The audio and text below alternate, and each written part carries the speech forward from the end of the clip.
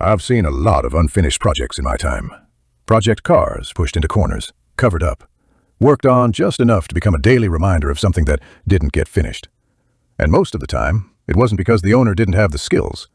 It wasn't because they didn't care. And it usually wasn't because the project was impossible. Most of the time, the project failed for a quieter reason. Momentum was lost. When momentum stalls for any reason, the odds of project completion go down. Not gradually, not eventually. They drop faster than most people expect. That's the part we don't talk about enough. Momentum is an invisible asset. When it's present, progress feels easier than it should. Decisions come quicker. Problems feel contained instead of overwhelming. You stay mentally connected to the project, even when you're away from the bench. Momentum creates continuity. You don't waste the first 20 minutes of a session figuring out where you left off. You already know what the next step is. But once momentum breaks, everything changes. Restarting costs more energy than continuing ever did. Tasks that once felt straightforward suddenly feel heavy. The project stops pulling you forward and starts pushing back. That's why so many projects don't fail at the hard parts. They fail at the interruptions. There's a reason they make popular TV shows about getting projects ready for an event. Those shows aren't really about building. They're about deadlines, logistics, coordination, and pressure. They're about keeping progress moving when time is short and problems are guaranteed.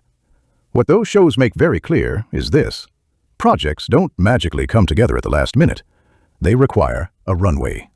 That runway includes planning, staging tools, gathering materials, making decisions early, and coordinating resources so they're ready when needed. The build doesn't start on build day. It starts weeks, sometimes months before that. And the longer the runway, the fewer surprises hit at full speed. That brings us to an uncomfortable but necessary truth. Roadblocks are inevitable. If your plan assumes everything will go right, it's not a plan, it's a hope. There are known roadblocks, things you can see coming. There are probable roadblocks, things that usually happen. And there are unknown roadblocks, the ones you couldn't have predicted. Missing parts, bad assumptions, steps that take longer than expected, tools that don't cooperate, materials that don't behave the way you expected. Consumables belong here too. Tape that won't stick, spray paint that sputters or won't spray at all, paint in a can that's skinned over when you finally need it. Consumables aren't the whole story, but they're a perfect example of how small failures can break momentum at the worst moment. The goal isn't to eliminate roadblocks. That's unrealistic. The goal is to mitigate their impact so they don't derail the entire project. That's what mature planning looks like. A simple pre-flight check before a work session can save you. Do I have the parts? Do I have the consumables that actually work?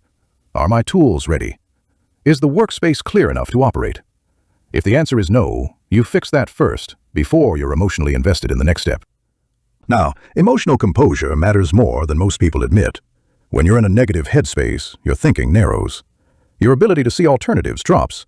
Your creativity and resourcefulness decline.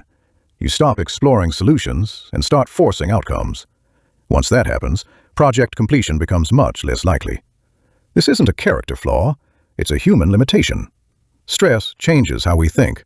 Frustration reduces problem-solving range. Anger increases mistakes. Throwing a fit doesn't fix the problem. Rushing doesn't fix the problem, and powering through rarely fixes the problem. Most of the time, it just creates the next mistake and the next delay. This is why maturity matters as much as skill. Eventually, even thinking about it felt exhausting. That's when projects stop being worked on and start being avoided. That's how projects fade. Finished projects aren't about knowing more or working harder.